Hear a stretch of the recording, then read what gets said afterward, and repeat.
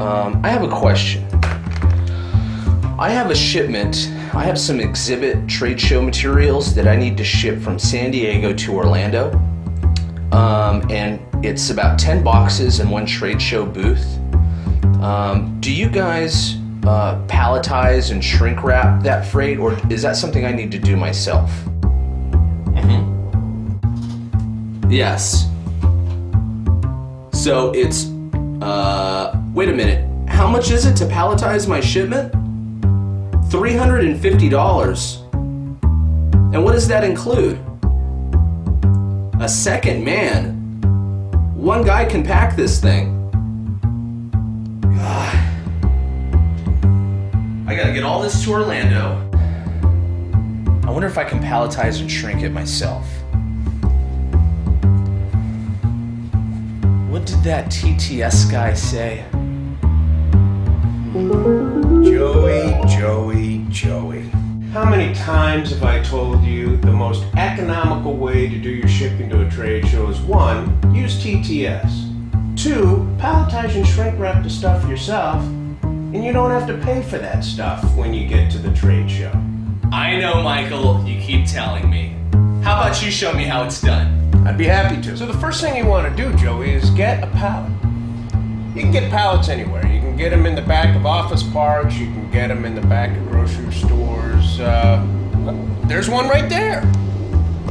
So let's bring our pallet inside, Joey. All right?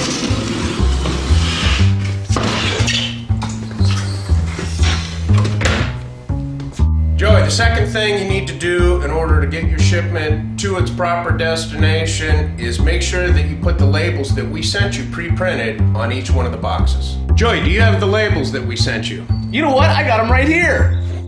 So Joey, the third thing you want to do is inventory everything that you're shipping. So in this case, we've got several small boxes and we've got a trade show booth.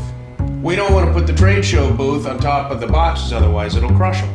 First thing you want to do, Joey, is get the heavy items. Put them on the bottom.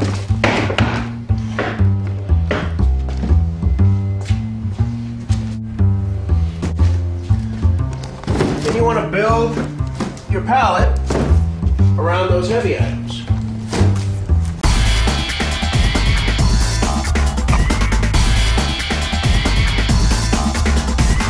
Joey, now we come to the shrink wrap part, and basically what I tell people is buy it in bulk. You can get this kind of stuff at Uline, which is a manufacturing company online, and you can get rolls of 2 and 3 for a fairly inexpensive price. That's a great tip, Michael. So basically at this point, Joey, what you want to do is you want to get your shrink wrap ready. You want to make sure you shrink wrap the shrink wrap into the pallet. That way when you're at the trade show, you've always got your shrink wrap at the end of the show. Excellent. Now, if you're by yourself, Joey, which often most people are, what I tend to do is put a little twist at the end and crimp it at the bottom of the pallet. Okay. Put some weight on it, and that way you can start your shrink wrap all by yourself. You don't have to have somebody hold it for you. Excellent. So basically, Joey, just wedge a little piece underneath the fiber case and start rolling. Start from the bottom.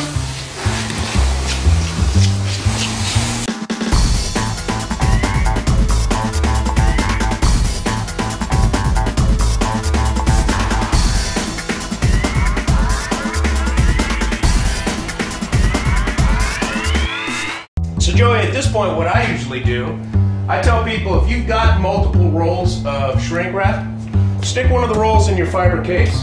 That way when you get to the show, it's already there for you. If you don't, as a ladder joint, you can always tuck it in. You can always tuck it in and shrink wrap around them. Excellent. So, should I pack an extra roll of shrink wrap in my booth, or just lay it on top like this? If you have an extra roll, put it in the booth. Put it in your fiber cases. Hide it inside your pallet. If you don't, this is a last resort. Okay. But at least at the show, then you have shrink wrap and you're not paying the general service contractor $75 to do this. That just literally took us 3 minutes. So we're not done yet, Joey. You still, even though we've labeled every one of the individual boxes. Because we have it shrink wrapped like this, it's good to put a couple extra labels on the outside. That way, when the pallet comes in, it's easily identifiable. Okay.